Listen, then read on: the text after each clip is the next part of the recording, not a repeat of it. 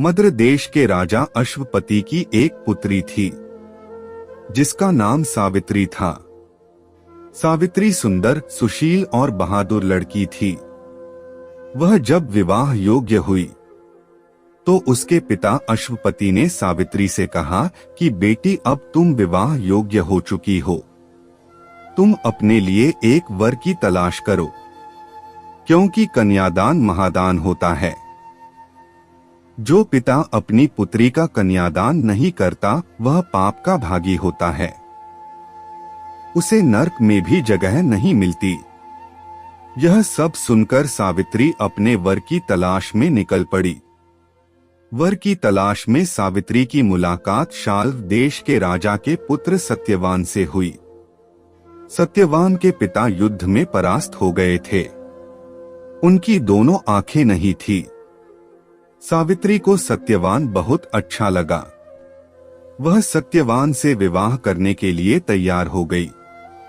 सावित्री अपने दरबार में जब पहुंची, उस समय नारद जी भी वहां पर उपस्थित थे। अश्वपति ने अपनी पुत्री से उसके वर के बारे में पूछा तो सावित्री ने कहा कि उसने जिसको अपने लिए चुना है उसका नाम सत्यवान है।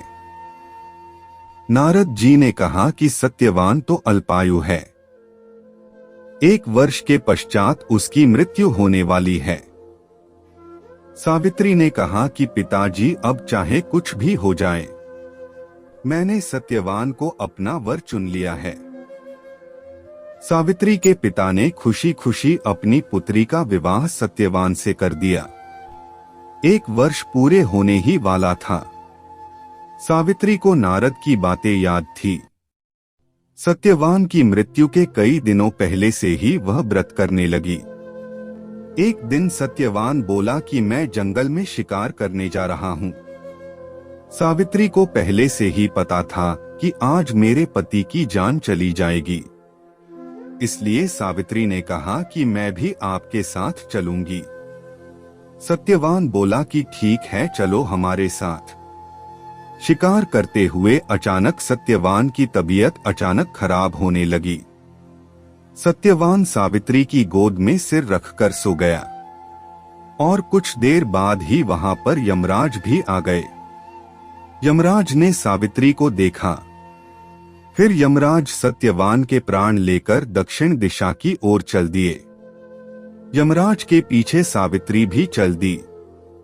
यमराज ने सावित्री से कहा कि इसकी आयु समाप्त हो चुकी है, अतः तुम घर लौट जाओ।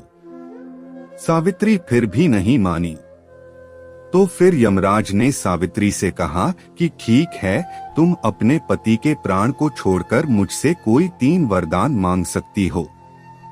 सावित्री ने कहा कि ठीक है। सावित्री ने पहले वरदान में मांगा कि उसके ससुर की आंखें वापस आ जाएं। यमराज ने कहा तथास्तु। सावित्री ने दूसरे वरदान में अपने ससुर का खोया हुआ राज्य वापस मांगा। यमराज ने यह वरदान भी सावित्री को दे दिया।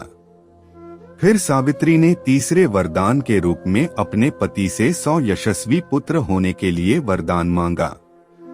यमराज ने कहा तथास्तु। फिर यमराज वहां से सत्यवान के प्राण लेकर चल दिए। सावित्री अभी भी यमराज के पीछे पीछे चल रही थी। यमराज ने कहा कि तुमने 3 वरदान मांगे थे जो मैंने दे दिए, अब तो वापस जाओ। सावित्री ने यमराज से कहा कि आपने मुझे मेरे पति से 100 यशस्वी पुत्र होने का वरदान दिया है, फिर आप मेरे पति को क्यों ले जा रहे हैं? उसी समय यमराज को अपनी भूल का एहसास हुआ। फिर यमराज को सत्यवान के प्राण लौटाने पड़े। यमराज ने सावित्री को सदा सुहागन रहने का आशीर्वाद भी दिया।